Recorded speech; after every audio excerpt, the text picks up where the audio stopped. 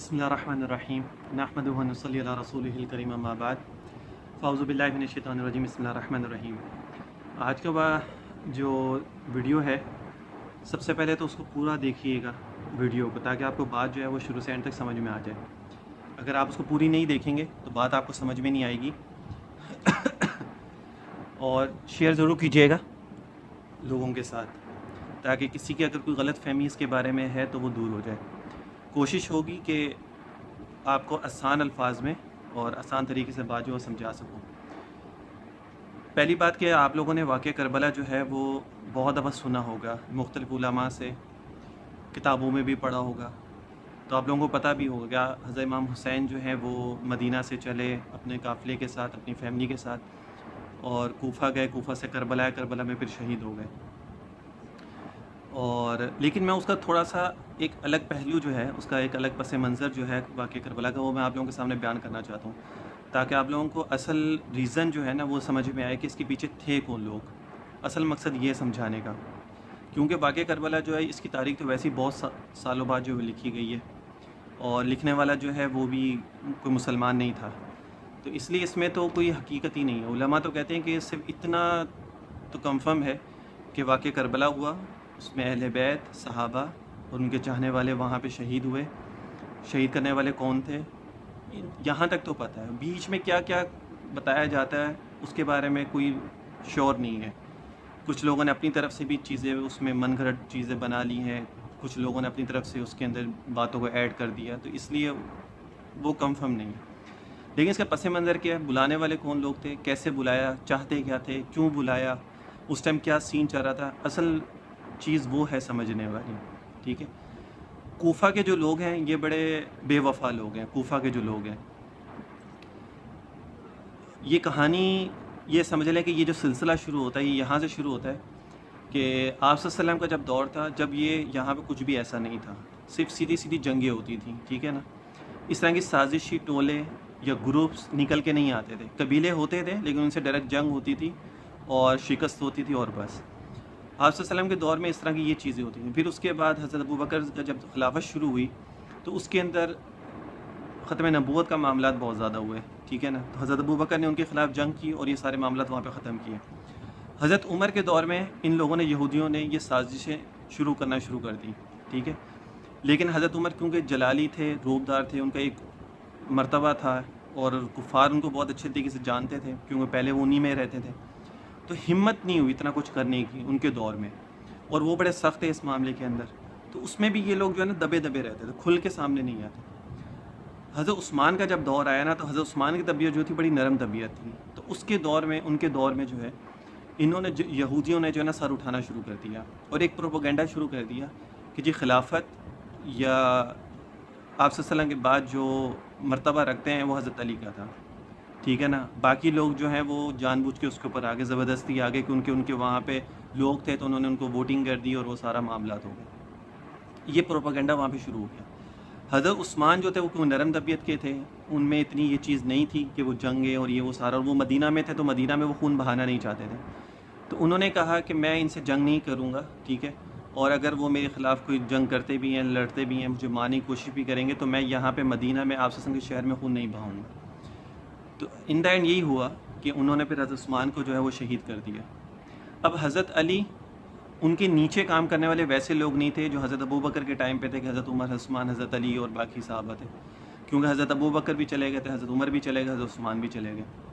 یہ کچھ واقعات اسلامی تاریخ میں ایسے ہیں کہ جو بڑی مظلومیت رکھتے ہیں، اس میں سے ایک واقعہ حضرت عثمان کا بھی، شہادت کا، جو بڑا مظلومانہ ہے، جس طرح ان کو شہید کیا گیا، 40 دن تک ان کا پانی اور بھوک اور وہ سب ان کو بند کر دیا، کچھ نہیں دیا ان کو۔ اس میں سے ایک واقعہ حضرت امام حسین کا بھی ہے کہ 3 دن تک ان کے اوپر پانی اور سب چیزیں بند کر دی ان کو، پھر جس طرح شہید کیا گیا وہ آگے میں آپ کو بھی بتاتا ہوں۔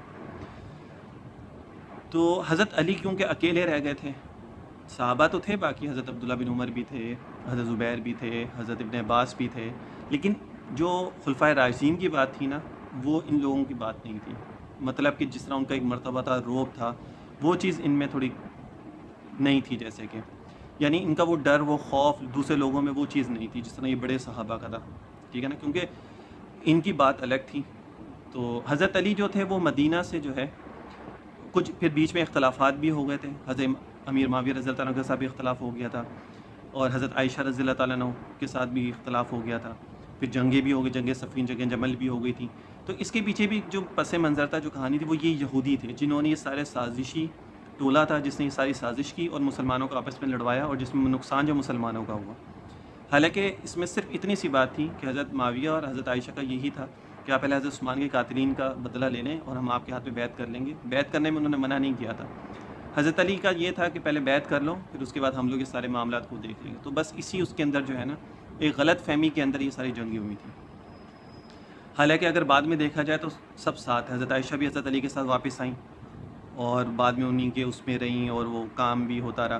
حضرت معاویہ کا بھی یہی تھا، انہوں نے کوئی جب تک حضرت علی تھے کوئی انہوں نے الگ سے وہاں پہ کوئی اپنی حکومت شروع نہیں کر دی تھی، ٹھیک ہے نا، تو حضرت علی کی تھی. لیکن حضرت علی کیونکہ یہ سارے معاملات ہو گئے تھے، پھر وہ مدینہ سے جو ہے کوفہ والوں نے ان کو بلایا پھر حضرت علی کو. یہ ساری باتیں اس لیے میں آپ لوگوں کو بتا رہا ہوں تاکہ آپ لوگوں کو بات سمجھ میں آ جائے.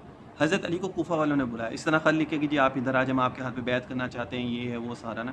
حضرت علی جو ہے مدینہ چھوڑ کے کوفہ چلے گئے. کوفہ کی مسجد جو آج بھی آپ اگر سرچ کریں تو بہت بڑی مسجدوں میں سے اور قدیمی مسجدوں میں سے اس میں سے ایک مسجد ہے، کوفہ کی مسجد ہے، جہاں پہ انبیاء بھی آئے اور انبیاء کی وہاں پہ چیزیں بھی ہیں کوفہ کی مسجد میں نا.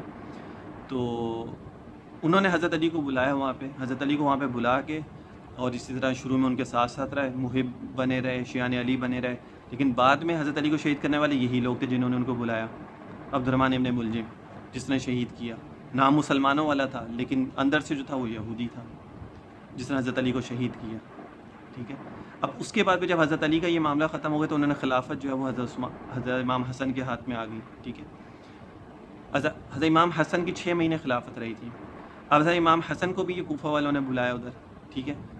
وہیں پر ہی تھے، وہیں پر پھر ان کو بھی شہید کیا گیا، ان کو زہر دیا گیا. اس سے پہلے بھی ان کو بہت سارے معاملات میں ان کو تکلیفیں پہنچاتے رہے. کوفہ کی مسجد میں جب وہ نماز پڑھاتے وہاں سے ان کے نیچے مسلح کھینچ لی جاتے تھے، ان کو ظلم کیے، تکلیفیں، ان وہ ساری چیزیں ان کے ساتھ بہت ہوئی. بلانے والے کون تھے؟ یہ کوفہ والے تھے. اب جب اس کے بعد پھر حضرت امام حسین کی باری آئی، حضرت معاویہ، پھر اس کے بعد انہوں نے حضرت امام حسن نے اپنی شہادت سے پہلی صلح کر لی تھی حضرت امیر معاویہ کے ساتھ، اور پھر انہوں نے ان کے ہاتھ میں حکومت آ گئی. خلافت یہاں پہ ختم ہو گئی تھی. حضرت امام حسن کی 6 مہینے کی خلافت کے بعد جو قرآن میں بھی جس کا ذکر تھا وہ 30 سال کی جو خلافت تھی وہ ختم ہو گئی یہاں پہ. اس کے بعد جو حضرت امیر معاویہ بیٹھے وہ حکومت تھی، بادشاہت اس کو ہم کہہ سکتے ہیں.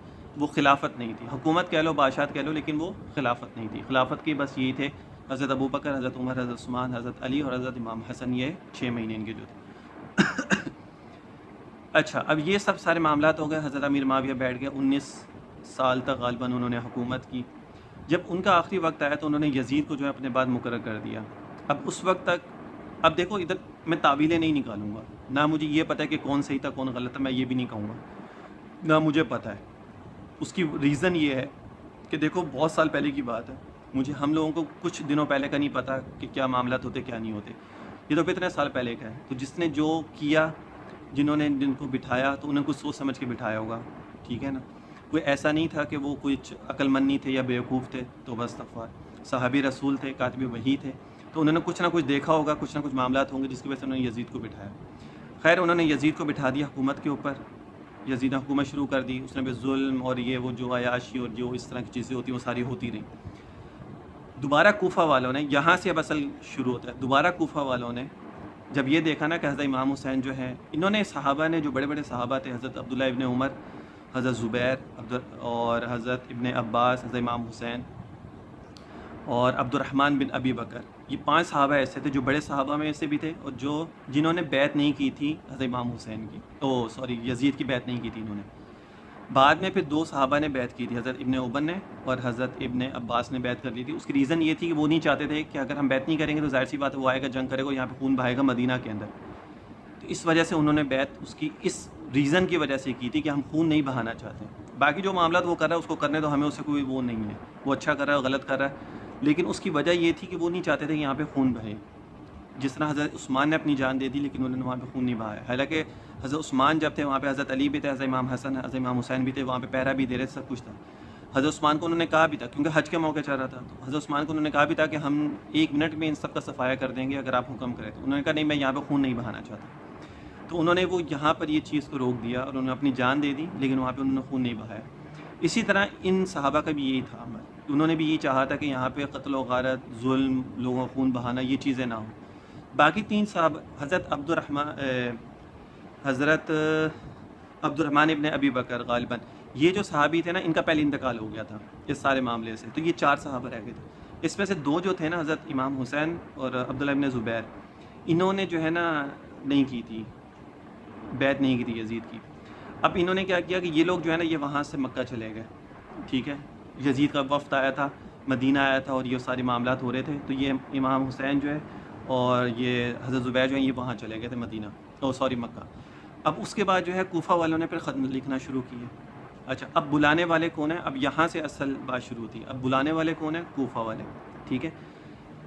کوفہ والوں نے خط لکھے کہ جی آپ یہاں پہ آئیں، ہم آپ کے ہاتھ پہ بیعت کرنا چاہتے ہیں، یزید جو ہے وہ بہت ظالم ہے، ہمیں ظلم کرتا ہے، ہم پہ بہت زیادہ جو ہے وہ چیزیں غلط ہیں، اس کے معاملات غلط ہیں اس کے نا، تو آپ جو ہے نا اب یہاں پہ آ جائیں، کوفہ آ جائیں، ہم آپ کے ہاتھ پہ بیعت کرنا چاہتے ہیں، ہمیں یزید کی حکومت نہیں چاہیے۔ اچھا، حضرت امام حسین نے شروع میں نہیں دیکھے، بس خطوط آ رہے ہیں اور یہ وہ سارا نا، پھر بعد میں انہوں نے اور خطوط لکھنا شروع کر دیے۔ ان دا اینڈ 12,000 خطوط جو ہیں وہ لکھے گئے۔ اچھا، یہ ساری چیزیں جو میں آپ کو بتا رہا ہوں نا، 12,000 خطوط، یہ اہل تشیع کی کتابوں میں بھی ہے، جلال العیون میں غالباً ہے، یا اصول کافی میں یہ بات لکھی ہوئی ہے کہ 12,000 خطوط جو ہیں وہ انہوں نے لکھے حضرت امام حسین کو، کوفہ والوں نے۔ اب یہ کوفہ والے وہ لوگ ہیں جنہوں نے حضرت علی کو بلایا اور وہاں پہ شہید کیا، یہی کوفہ والے وہ ہیں جنہوں نے حضرت امام حسن کو شہید کیا، یہی کوفہ والے وہ لوگ ہیں جنہوں نے حضرت امام حسین کو وہاں پہ بلایا، خطوط لکھ کے کہ آپ وہاں پہ ہیں۔ اچھا، اب حضرت امام حسین نے جو ہے وہاں پہ بتایا کہ جی صحابہ کے سامنے مشورہ کیا کہ جی مجھے یہ کوفہ والے جو ہیں یہ بلانا چاہ رہے ہیں، میرے ہاتھ پہ بیعت کرنا چاہ رہے ہیں۔ تو تمام صحابہ نے روکا کہ آپ مت جائیں، یہ لوگ بے وفا لوگ ہیں، ٹھیک ہے، ان کے اندر وفا نہیں ہے، انہوں نے حضرت علی کے ساتھ بھی بے وفائی کی، انہوں نے حضرت امام حسن کے ساتھ بھی بے وفائی کی، اب یہ آپ کے ساتھ بھی بے وفائی کریں گے، تو آپ ان کی بات میں مت آئیں، نہ آپ ان کی بات کو سنیں۔ لیکن حضرت امام حسین نے کہا کہ بھائی وہ مجھے خطوط لکھ رہے ہیں، بڑی چاہت سے مجھے بلا رہے ہیں، تو غلط بات نہیں ہوگی۔ اچھا، اب یہاں پہ یہ بات دیکھو، سنیوں کا مرکز کیا تھا؟ جہاں پہ سنیت زیادہ تھے، سنی لوگ زیادہ تھے، آپ صلی اللہ علیہ وسلم کے فالوور زیادہ تھے، وہ تھا مدینہ اور مکہ، ٹھیک ہے۔ کوفہ میں جو تھے وہ سارے وہ لوگ تھے جو اپنے آپ کو شیعہ علی کہتے تھے، حضرت علی کے فالوور جس کو ہم لوگ کہہ سکتے ہیں، جو کہ نہیں تھے، جو اصل فالوور تھے وہ نہیں تھے، وہ سارے وہ لوگ تھے جو اوپر سے تو مسلمان تھے، شیعہ علی بنے ہوئے تھے، لیکن اندر سے جو تھے وہ سارے لوگ ان کے مخالفت میں تھے، ان کے خلاف تھے، ٹھیک ہے نا، ان کے سازشی تھے سارے، یہ وہ لوگ تھے۔ اچھا، تو اس کے بعد جو ہے پھر انہوں نے خطوط لکھے، تو صحابہ سے مشورہ کیا حضرت امام حسین نے، تو انہوں نے روکا، تو پھر انہوں نے کہا اچھا چلیں میں ایسا کرتا ہوں کہ پہلے میں اپنے کزن مسلم بن عقیل کو جو ہے وہاں پہ بھیجتا ہوں، اور وہ وہاں پہ جا کے جو ہے وہ دیکھتے ہیں صورتحال کیا ہے۔ تو انہوں نے مسلم بن عقیل کو جو ہے وہاں پہ مدینہ کوفہ بھیجا، اور وہاں جا کے ان سے کہا کہ آپ جا کے دیکھیں کہ وہ لوگ آیا اس میں جو ہیں وہ سیریس بھی ہیں یا نہیں ہے، یا پھر جھوٹ بول کے جو ہے بلانا چاہ رہے ہیں۔ مسلم بن عقیل وہاں پہ گئے، تو پہلے دن وہاں پہ گئے تو بڑے لوگوں نے ان کا استقبال کیا جیسے وہاں پہنچے، اور فجر کی نماز میں ہزاروں کے لوگوں نے ان کے پیچھے نماز پڑھی، پھر جب ظہر ہوئی تو پھر اس میں سے کم ہو گئے، جب عصر ہوئی تو کچھ لوگ، چند لوگ جس میں تھے، اور انہوں نے بس وہاں پر جو ہے وہ نماز پڑھی، اور باقی سارے لوگ جو وہاں سے چلے گئے، کوئی بھی ان کے ساتھ نہیں تھا۔ جب مسلم بن عقیل کو یہ بات کا پتہ چلا نا، تو انہوں نے، اچھا اس سے پہلے جب انہوں نے ان کے مسلم بن عقیل کے ہاتھ پہ بیعت کی اور اتنے ہزار لوگوں نے ان کے پیچھے نماز پڑھی، تو وہ ان سے متاثر ہو گئے، انہوں نے کہا یہ لوگ تو سچے ہیں، انہوں نے جو خطوط لکھے، تو انہوں نے امام حسین کو جو ہے وہ کہا کہ آپ آ جائیں، انہوں نے پہلے خط لکھ دیا تھا، وہ بھیج دیا تھا کہ آپ آ جائیں، یہ لوگ ٹھیک ہیں، انہوں نے میرے پیچھے میرے ہاتھ پہ بیعت بھی کر لی ہے، اور میرے پیچھے نمازیں بھی پڑھی ہیں اور سب کچھ نا۔ تو حضرت امام حسین نے جب یہ دیکھا تو انہوں نے کہا کہ پھر صحابہ کو انہوں نے کہا کہ دیکھیں جی وہاں پہ یہ خط ہو، تو حضرت امام حسین کو انہوں نے پھر بھی کہا کہ نہیں، یہ لوگ بے وفا لوگ ہیں، یہ وفادار نہیں ہیں، تو آپ مت جائیں، انہوں نے بہت روکا۔ تو حضرت امام حسین نے کہا نہیں، اب تو مسلم بن عقیل کا خط بھی آ گیا، انہوں نے مجھے بلایا اور یہ وہ سارا، تو میں جاؤں گا۔ خیر حضرت امام حسین جو ہے، اچھا پھر جب مسلم بن عقیل جب وہاں پر انہوں نے کچھ لوگ رہ گئے وہاں پہ، تو پھر انہوں نے جب دیکھا نا کہ مسلم بن عقیل نے کہ یہ لوگ تو انہوں نے غداری کی اور یہ لوگ ہیں ہی نہیں اب ہمارے ساتھ، تو انہوں نے پھر وہاں پہ جانا چاہا مدینہ نا، لیکن وہاں پہ لوگوں نے ان کو جانے نہیں دی، اور وہاں پر ان کو بے دردی کے ساتھ جو وہاں پہ شہید کرتے ہیں مسلم بن عقیل کو کوفہ کے اندر۔ اب مسلم بن عقیل کو شہید کرنے والے بھی کون؟ یہ کوفی لوگ ہیں۔ اچھا، پھر اس کے بعد جو ہے انہوں نے پھر حضرت امام حسین وہاں سے نکلے اپنے قافلے کو لے کے۔ اب بہت سارے لوگ جب بھی واقعہ بیان کرتے ہیں یا بات کرتے ہیں کہتے ہیں اہل بیت وہاں پہ شہید ہو گئے، دیکھو وہاں پہ سارے اہل بیت نہیں تھے، اس میں مختلف اقوال ہیں کہ کتنے لوگ تھے وہاں پہ، کچھ کہتے ہیں 200 لوگ تھے، کچھ کہتے ہیں اس سے کم تھے، کچھ کہتے ہیں 72 تھے. تو 72 کا جو عدد ہے اس کی جو کاؤنٹنگ ہے وہ زیادہ قول اس کا جو ہے نا معتبر ہے 72 والا. اب اس میں سے جو ہے نا اہل بیت کتنے تھے اس میں مختلف اقوال ہیں. کوئی کہتا 19 18 تھے، کوئی کہتا 20 تھے، کوئی کہتا 21 تھے. ٹھیک ہے، تو بالفرض اگر ہم 21 بھی سمجھ لیں تو 21 اس کے اندر جو تھے وہ اہل بیت تھے جو نبی کا گھرانہ تھا. اس میں سے 8 یا 9 جو تھے وہ صحابہ تھے، مختلف صحابہ تھے. ٹھیک ہے، اور باقی جو لوگ تھے وہ ان کے چاہنے والے تھے، حضرت امام حسین کے فالوورز تھے، ان کے چاہنے والے تھے. تو سارے کے سارے اہل بیت نہیں تھے، کچھ صحابہ تھے، باقی اہل بیت تھے، اور باقی ان کے چاہنے والے ان کے فالوورز تھے. اب یہاں پہ جو ہے نا میں ایک بات آپ کو سمجھاتا ہوں کہ دیکھو بلانے والے کون تھے؟ کوفہ والے تھے. مقدمہ اگر چلتا ہے نا، اگر ہم کسی کو کہتے ہیں میرے گھر میں اگر کوئی مہمان آئے اور میرے گھر میں آ کے اگر کوئی قتل ہو جائے تو میں کہوں گا کہ یار میں ذمہ دار ہوں، میرے گھر میں آ کے وہ قتل ہوا ہے، مقدمہ میرے اوپر چلے گا کہ میرے گھر میں کوئی چیز قتل ہوتی ہے. ٹھیک ہے نا. اسی طرح اگر مکہ اور مدینہ میں لوگ کہتے ہیں کہ جی صحابہ کے اوپر انگلیاں اٹھاتے ہیں، صحابہ کو برا بھلا کہتے ہیں کہ انہوں نے یہ ساتھ نہیں دیا، ان کے ساتھ نہیں چلے، یہ نہیں کیا، وہ نہیں کیا. بلانے والے کون تھے؟ شہید کرنے والے کون تھے؟ کوفہ بلانے والے تھے، کوفہ والوں نے ان کو شہید کیا. خطوط لکھنے والے کوفہ والے تھے. تو مقدمہ مکہ مدینہ میں چلے، ان کی چیز کا بدلہ لیا جائے یا کوفہ والوں سے بدلہ لیا جائے، یا کوفہ والوں کو اس کا ذمہ داری ٹھہرائی جائے کہ جی اس کے اندر غلط کس کا کام تھا، آیا کوفہ والوں کا تھا یا مدینہ والوں کا تھا. یہ بات سمجھنے والی ہے. لوگ اس چیز کو نہیں سمجھتے، لوگ صرف واقعہ سنتے، واقعہ کو سنا رہے اور ہم اس کو سن رہے. اس کا پس منظر کیا تھا، بلانے والا کون تھا، کس نے ان کو شہید کیا، آگے اس کی ساری ڈیٹیل کیا تھی، وہ اصل چیز ہوتی ہے، اس کو سمجھنے کی بات ہوتی ہے. خیر، امام حسین وہاں سے چل پڑے. جب آپ تھوڑی دور ہی پہنچے تھے مدینہ سے تو آپ کو خبر پہنچ گئی مسلم بن عقیل کو جو ہے وہاں پہ شہید کر دیا گیا. حضرت امام حسین جو ہے وہ اپنے ساتھیوں کے ساتھ انہوں نے کہا واپس مدینہ چلتے ہیں، یہ لوگ غدار ہیں، ان کے ساتھ ہم جو ہے وہ بیعت نہیں کریں گے، ان کے ہاتھ پہ نا یہ جو میرے ہاتھ پہ بیعت کرنا چاہ رہے ہیں وہ نہیں کریں گے. لیکن جو ان کے جو تھے حضرت مسلم بن عقیل کے جو تھے، انہوں نے کہا جو ان کے ریلیٹیوز تھے یا ان کے جو بچے تھے یا جو بھی ان کے رشتہ دار تھے، انہوں نے کہا نہیں جی ہم ان کا بدلہ لیں گے، ہم واپس نہیں جائیں گے، ہم اب کوفہ ہی جائیں گے. امام حسین جو ہے پھر ان کے اس میں آئے باتوں میں، انہوں نے کہا ٹھیک ہے، پھر وہ وہاں سے چلے. راستے میں ایک دو اور لوگوں نے بھی روکا لیکن وہ نہیں روکے، پھر وہ وہاں چلے. اب وہ کوفہ چلے گا. کوفہ جا کے امام حسین نے وہاں پہ جا کے ایک مجمع سے خطاب کیا. اب وہاں پہ حضرت امام حسین نے نام بھی لیے، جن جن لوگوں نے خطوط لکھے تھے ان سب کے وہاں پہ نام لیے. خط لکھنے والے کون تھے؟ اشعث بن قیس، ربیع بن عامر، یہ بڑے بڑے لوگ تھے. حضرت امام حسین نے کوفہ میں جا کے اعلان کیا اشعث بن قیس کدھر ہے، ٹھیک ہے نا، اور ربیع بن عامر یہ خطوط لکھنے والوں کے سردار تھے. ٹھیک ہے، جن کا اصرار تھا کہ نواز رسول ہمارے پاس آئیں اور ہم ان کی بیعت کریں. جلال العیون میں شیعوں کی کتاب ہے، اس میں یہ بات لکھی ہوئی ہے. تو انہوں نے کہا کہ جی ہم نے خط لکھے ہیں. تو انہوں نے جب بیعت کرنے کا تو ہم بیعت نہیں کرتے، وہ اپنی بات سے مکر گئے. وہ تو پہلی غداری تھی نا، صحابہ نے اسی وجہ سے روکا تھا کیونکہ وہ دیکھ چکے تھے کوفہ والوں کے اندر کتنی ایمانداری ہے، یہ کتنی وفاداری ہے. تو صحابہ کو تو پتہ ہے اس چیز کا، اسی وجہ سے حضرت امام حسین ان کو روک رہے تھے. اور حضرت امام حسین جو جنگ کے لیے نہیں گئے تھے، ٹھیک ہے نا، اگر جنگ کے لیے جاتے تو اپنی پوری فوج لے کے جاتے، وہ اپنے اہل و عیال بیوی بچوں کے ساتھ اپنی بہنوں کے ساتھ وہ وہاں پہ نہیں جاتے. یہ بھی غلط فہمی کہ وہ جنگ کرنے کے لیے وہاں گئے تھے، یہ جنگ کرنے کے لیے نہیں گئے تھے. اگر وہاں پہ جنگ کرنے کے لیے جاتے تو وہاں پر جو ہے وہ پھر اپنے ساتھ فوج لے کے جاتے، تلواریں اور یہ ساری چیزیں لے کے جاتے. اچھا، پھر اس کے بعد جو ہے حضرت امام حسین نے وہاں پہ مخاطب کیا تو انہوں نے کہا جی ہم نے خطوط لکھے اور ہم نے جھوٹ بولا، ہم نہیں بیعت کریں گے آپ کے ہاتھ پہ، اور یہ سارے معاملات. حضرت امام حسین جو ہے وہاں سے سارا ان کے ساتھ خطاب کر کے وہاں سے پھر آپ چلیں. اچھا، مدینہ سے چلیں تو سب سے پہلے کوفہ آتا ہے، ٹھیک ہے، کوفہ کے بعد پھر بیچ میں کربلا آتا ہے اور پھر اس کے بعد شام آتا ہے. اب مجھے بتاؤ کہ مقدمہ جو ہو وہ کس کے اوپر ہو، ذمہ داری کس کے اوپر ہوگی؟ حضرت امام حسین کو بلانے کی، ان کو شہید کرنے کی، ان کے ساتھ زیادتیاں جو کی، ان کا جو گھر لوٹا گیا، ان کے بچوں کو جو شہید کیا گیا، چھوٹے چھوٹے بچوں کو، علی اصغر کو شہید کیا گیا، ان کے بھائی حضرت ابن عباس کو، جو حضرت عباس جو تھے علمدار، ان کو جو شہید کیا گیا، ٹھیک ہے نا، اور باقی جو ان کے بچے تھے ان کو جو شہید کیا گیا، ان کے جو حضرت امام حسن کے جو بچے تھے ان کو جو شہید کیا گیا، حضرت امام حسین کے، حضرت مسلم بن عقیل، ان سب لوگوں کو جو شہید کیا گیا، اس کی ذمہ داری کس کے اوپر آئے گی؟ یہ کوفہ والوں کے اوپر آئے گی، جنہوں نے شروع سے جو ہے وہ اہل بیت کے ساتھ جو ہے وفاداری نہیں کی، انہوں نے ہمیشہ ان کے ساتھ غداری کی، چاہے وہ حضرت علی ہوں، چاہے وہ حضرت امام حسن ہوں، چاہے وہ حضرت امام حسین ہوں. اچھا، یہاں پہ ایک اور چیز بھی میں آپ لوگوں کو بتا دوں. کرب و بلا جو ہے نا، کرب کا مطلب ہوتا ہے کربلا. ہم لوگ سنتے ہیں اور ہمارے ذہن میں ہمیشہ یہ آتا ہے کہ یہ ریگستان ہے اور وہاں پہ صرف مٹی ہے، بنجر مٹی، اور یہ اس طرح. یہ عربی زبان میں کرب کا جو لفظ ہوتا ہے نا، اس کا مطلب ہوتا ہے اس جگہ کہتے ہیں جہاں پہ سرسبز ہو، جہاں پہ سبزہ وغیرہ گندی اور یہ ساری چیزیں بہت ہوں. تو جو کربلا کا ایک میدان ہے وہاں نہ گھاس ہے، نہ پھوس ہے، اور نہ کوئی درخت، نہ کوئی سبزہ. یہ کہنا غلط ہے. اگر آج بھی آپ لوگ جائیں گے تو آپ کو وہاں پہ نظر آئے گا کہ وہاں پہ سبزہ وغیرہ، درخت، یہ وہ ہریالی اور یہ سب کچھ وہاں پہ ہے.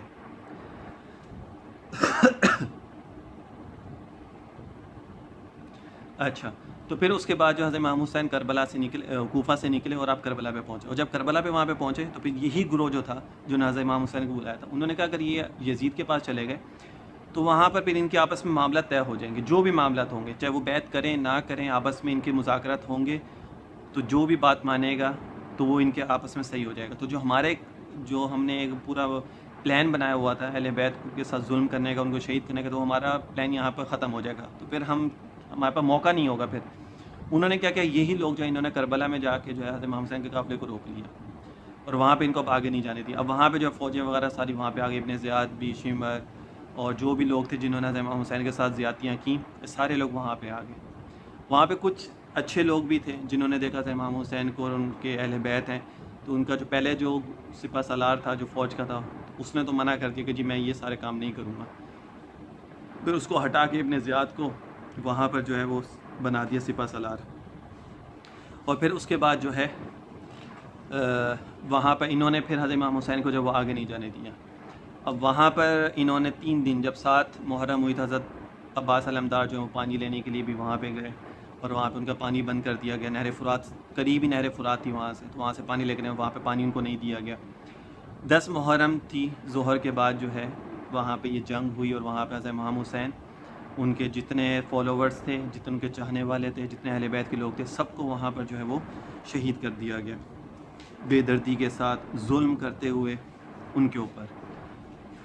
اور حضرت امام حسین کا جو سر جو تھا وہ جسم سے الگ کر دیا گیا۔ یہ میں ان چیزوں کو جو بیان کیا جاتا ہے اس طرح انسان کی ہمت نہیں ہوتی کہ وہ اس طرح بیان کر سکیں، تو میں مختصر اور صرف جو بات سمجھانے والی ہوتی ہے صرف بتاتا ہوں، کیونکہ کیفیت ایسی نہیں ہوتی کہ انسان ایک چیز وہاں پہ بیان کر سکے، کیونکہ یہ واقعات ایسے ہوتے ہیں کہ انسان اپنے اوپر قابو نہیں رکھ سکتا اس کو بیان کرتے ہوئے، تو اس لیے مختصر صرف سمجھانے کے لیے جو بات ہوتی ہے صرف وہ بیان کیا جاتا ہے، تاکہ آپ لوگوں کو بات جو ہے وہ سمجھ میں آ جائے گی، اور جو وہاں پہ معاملات ہوئے اس کے بارے میں آپ لوگوں کو پتہ چل جائے۔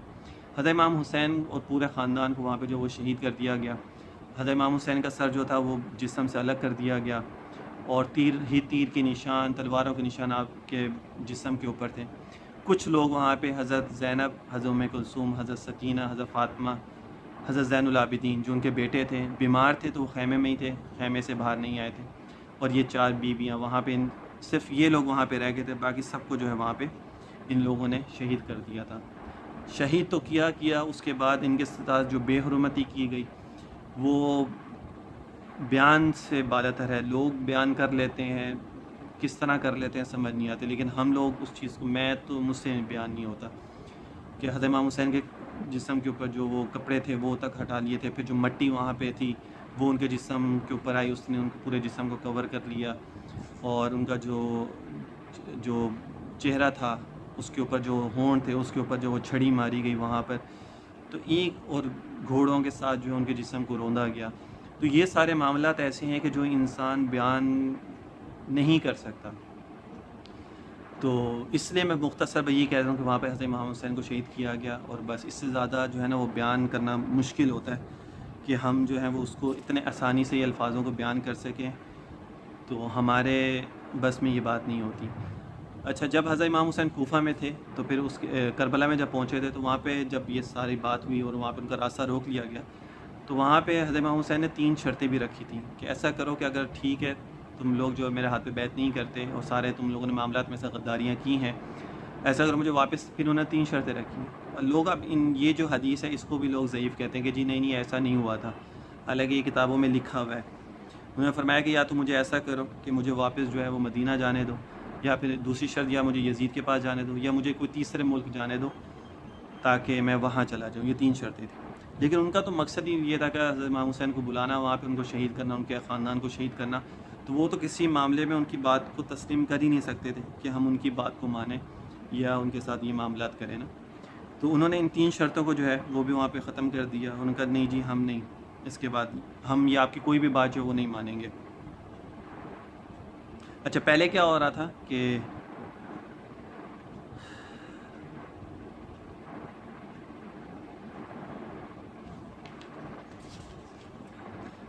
خیر پھر وہاں پہ جو ہے حضرت امام حسین جو ہے وہاں پہ شہید کر دیا گیا، اور جو لوگ وہاں پہ بچے وہ میں نے آپ لوگوں کو بتا دیا کہ یہ لوگ وہاں پہ بچے۔ اب جو اصل جو اس کا پورا جو واقعہ تھا اس کا اصل جو چیز ہے وہ میں آپ لوگوں کو بتاتا ہوں۔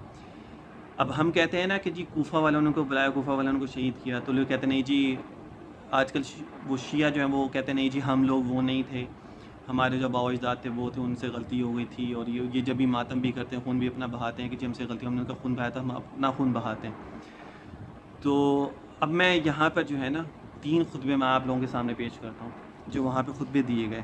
پہلا خطبہ تھا حضرت فاطمہ صغریٰ کا خطبہ، ٹھیک ہے، انہوں نے مخاطب کر کے کوفہ والوں سے کیا کہا، جو ہم لوگ کہتے ہیں نا کوفہ والوں نے غداریاں کی اور کوفہ والوں نے یہ ان کے ساتھ ظلم کیا، تو جو لوگ ان کا دفاع کرتے ہیں اور وہ کہتے ہیں نہیں جی وہ نہیں تھے، ادھر بھی سنی تھے، ادھر بھی یہ صحابہ کی اولادیں تھیں، یہ تھا وہ تھا، انہوں نے ہی کی ہے، ہم نہیں تھے۔